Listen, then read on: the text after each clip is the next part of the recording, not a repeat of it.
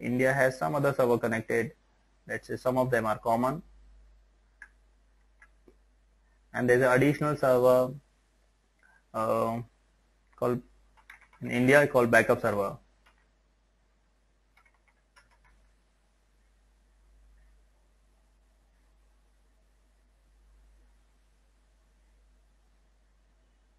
So when I connect to this admin console, I can in turn connect to this Asbest server,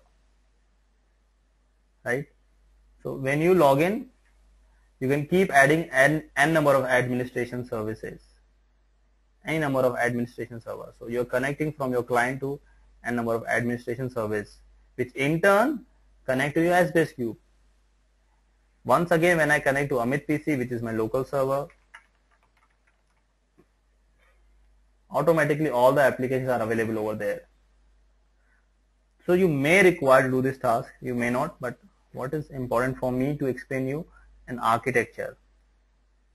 So list of application and database depends upon which server you are connected to. If I were connected, I would have different list of server. Okay, that is the beauty of your Asbest administration service. Single point administration, remaining in one console, you can connect to n number of server. In fact, you don't require to install this. It is possible to connect through web also. You are using a zero footprint client, means you do not install any server. You don't have any server at all, and you directly want to connect to your server. So you don't need to install any particular server actually in your computer. You can connect directly through web.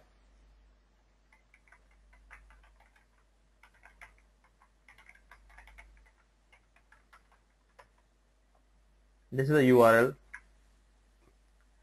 You can directly connect to the Asbest server and administration services first through web-based. URL, you select the language and launch. It is Java-based component. This is a desktop client where you need to actually you need to install Asbest administration service. Even if you don't have this, you can connect through browser. The same component would be displayed.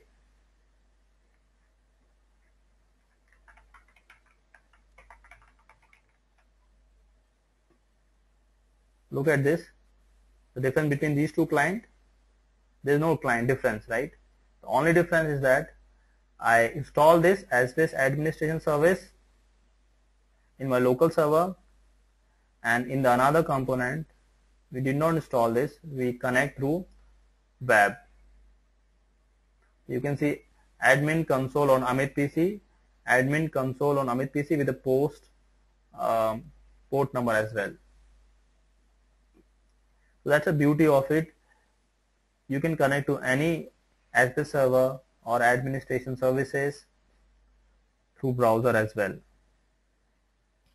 You need a compatible Java version only.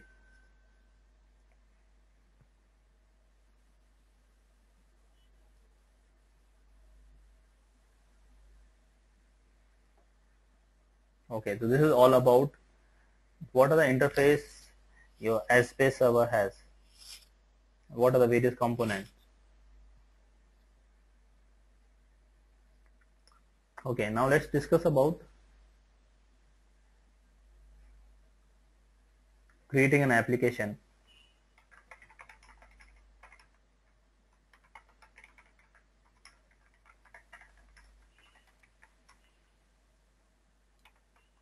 We create an application. What we say, application is a collection of Asbest cube.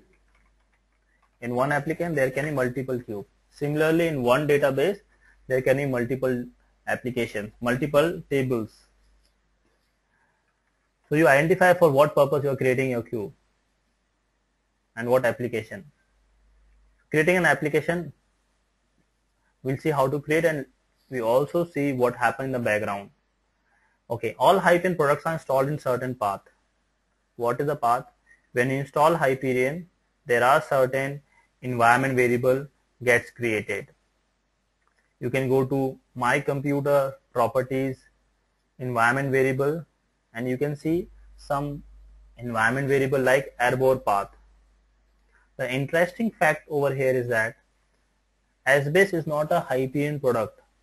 Asbest actual manufacturer is Airborne company, and Hyperion acquired this. So the legacy environment variable is still going on. There's an environment variable called airborne path, which stores the Asbest bin file and Asbest client.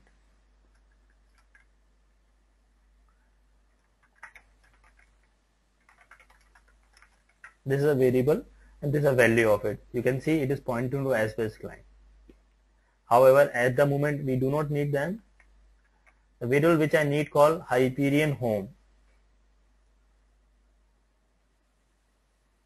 Hyperion home.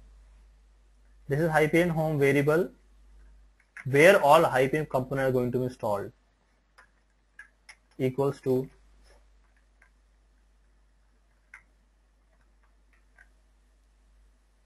this. The bad part of this, Oracle is introducing 3 to 4 release in 1 year. Things are changing so rapidly. We are unable to follow things. So up to 11.113, if you stick to the fundamentals, you don't have to be worried about from one version to another version. Up to 11.113, they used to call Hyperion home, and now they call it middleware home. EPM middleware home.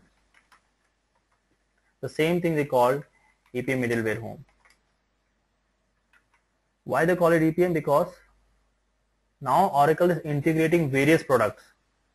The Fusion middleware itself has hundreds of products, so many products. They want to integrate and provide a one integrated solution to the client. So now you install PS1 release, which the latest one is 11.121. They call it EPM middleware home.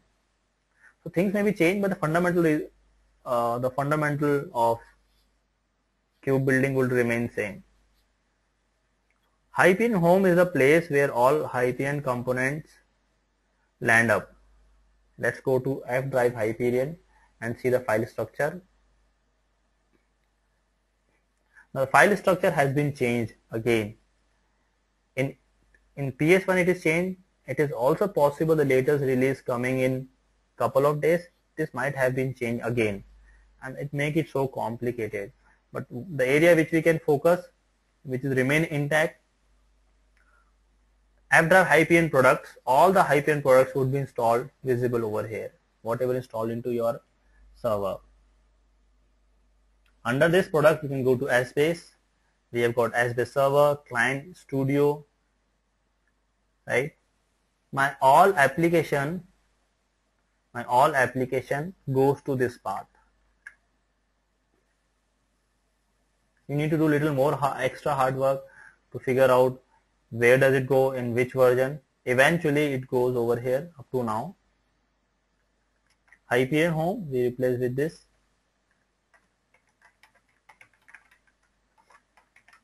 Under Hyperion home product, all application will go over here in this path. So you can see the list of the folder equal to the list of the application. List of the folders equals to list of application. So one thing is quite clear over here. The storage mechanism the Asbest uses a file system. In operating system file system, Asbest uses its storage mechanism. Things are stored in file system, right? Let's open the sample. Sample has got 3 database. Therefore, sample application has got 3 folder. Look at this. Number of database equals to number of folders. When you open sample, you can see there are a couple of things. Again, when you open basic, there are many files. What files are relevant? We go one by one. There are many files. There are system specific files also. You may not require to deal with them directly.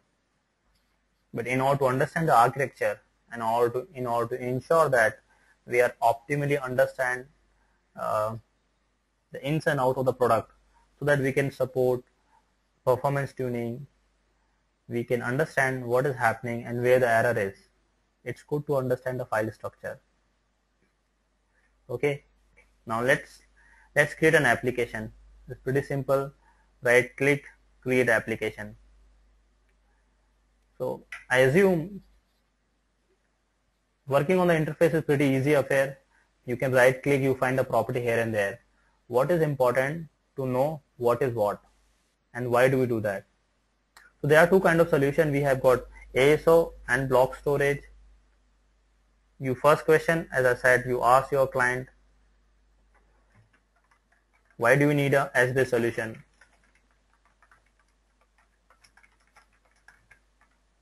Why do we need it? Solely for reporting?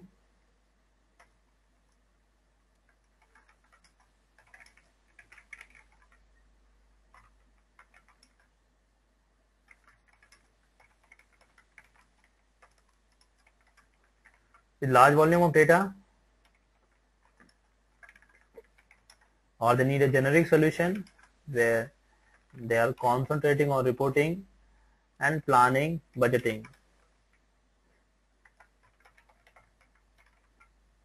What kind of solution client need? Depends upon we choose an option. If they need only reporting solution, they can go for aggregate storage. They can go for block storage. In the beginning of our training, we'll focus on block storage. You can right click and see this option, aggregate storage and block storage. We'll choose the block storage. Name of application, I call this application as FinOps, called Financial Operations. Now the application getting created. What is happening in the background? With each application there is a folder get created. Look at this. When you refresh it, it is still going on. Application created called Financial Operation, which has nothing. Corresponding to this, a folder got created. Okay, folder has some file called app. We don't bother about this file. This is system specific file. As this uses it internally in order to maintain its parameters. You don't require this file at all. Even you cannot modify this. You can't even view this.